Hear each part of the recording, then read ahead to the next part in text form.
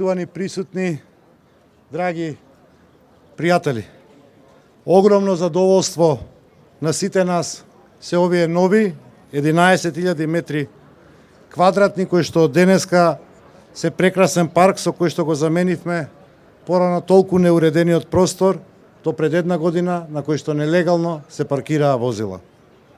Во центарот на Скопје, во срцето на некогашното Пајко Мало, во срцето на уметноста на нашата држава, помеѓу зградите на Националната опера и балет, Националната филхармонија, Музичко-балетскиот училишен центар и во непосредна близина на Националната галерија Даут Паши Намам, подигнавме парк во кој што нашите сограѓани кои што живеат и работат во овој дел на градот, а и пошироко, ќе можат да се дружат, да се рекреираат, да одмараат, уживајќи во ова прекрасно зеленило, кое чекор по чекор го враќаме онаму каде што припаѓа, на вас, граѓаните. По подигнувањето на овој парк се вложени многу труд, ентузијазам и љубов пред се, а сето тоа не чинеше 0 денари. Зеленилото, патеките, урбаната опрема се одвоени од редовните програми на градот Скопје и неговите јавни предпријатија за уредување на зеленило, изградба на патеки, поставување на урбана опрема и слично. Ги искористивме и канделабрите од плоштадот Македонија кои што беа користени до пред неговото последно реновирање. Овој парк е најголем доказ дека кога постои добра волја, разум и верба, и ако сите, ама баш сите, вложиме по еден мал дел од нас во просторот во кој што секојдневно живееме и функционираме, тоа мора едноставно да заврши со успех.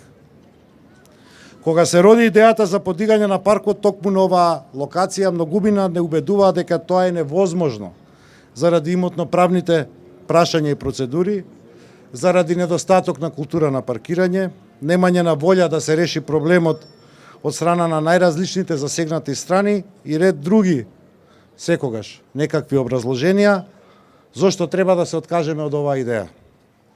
Но, чекор по чекор, со многу трпение и добра волја, успеавме. Ги зачувавме старите дрва со нивните прекрасни и раскошни кошни. Ги заштитивме собствениците на приватните парцели на овој простор, не загрозувајќи го нивното право на собственост. Се работи за познатите стари скопски семејства Попович и Томовски, кои покажаа висок степен на конструктивност во изнаоѓањето на решенија од кои сите засегнати страни ќе бидат задоволни, за што сакам посебно од се срце да им заблагодарам и ве молам еден аплауз за овие семејства. Дозволете ми да заблагодарам и на цементарница Усија и Мепсо, кој што така речи во последен момент излегува пресред со своји донации. На јавниот дел од овој простор засадивме ново зеленило, изградивме пешачки патеки, сервисна улица збогатена со улична уметност, поставивме и летна сцена овде позади и урбана опрема која што дополнително ќе го облагородува овој простор. На тротоарот крај сервисната улица е засаден дрворед од неколку годишни јасени кои што набргу, верувам, со своите крошни ќе обезбедат сенка за поплочените плочници. Ќе искористам оваа прилика да потсетам дека во рамките на акцијата на градот Скопје дрво за секое дете, на некој од овие дрва, токму на некој од овие дрва ќе бидат поставени имињата со плочките на новороденчињата од оваа година.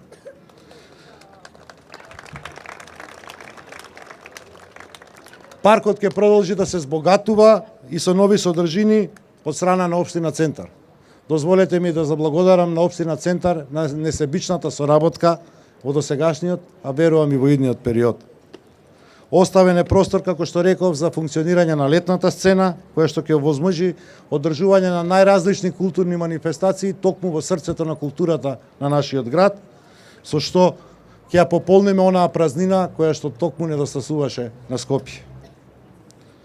Оваа несекојдневна зелена убавина ја нарековме Ибни Пајко и е распослана на 11.000 метри квадратни, со што во дел го намалуваме загубеното, односно изгубеното зеленило, недостатокот од изгубеното зеленило во Малиот Ринг, како проблем кој што постои и пред така наречениот проект Скопје 2014.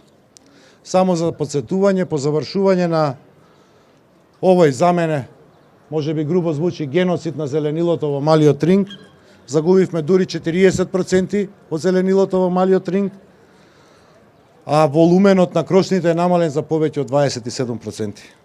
Паралелно со овој проблем, растеше и проблемот на аерозагадувањето во нашиот град.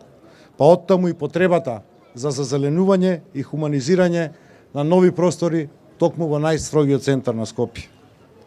Со паркот Ибни Пајко успеавме обратно од процесот во тој проект, каде што тогашните власти го бараа секој парче на зелен простор да постават нови згради, обратно, секаде каде што може да бидат поставени нови згради, да поставиме ново зеленило, иако согласно деталните урбанистички планови просторот е предвиден за градење.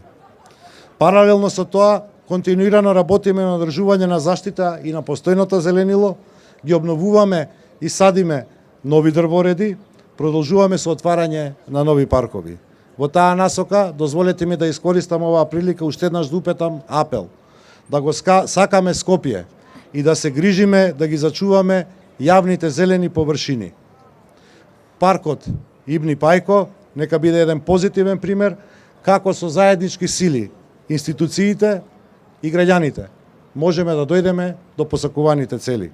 Скопје може, Скопје мора да биде зелен град, бидејќи ние заедно можеме и ние сите заедно тоа го заслужуваме.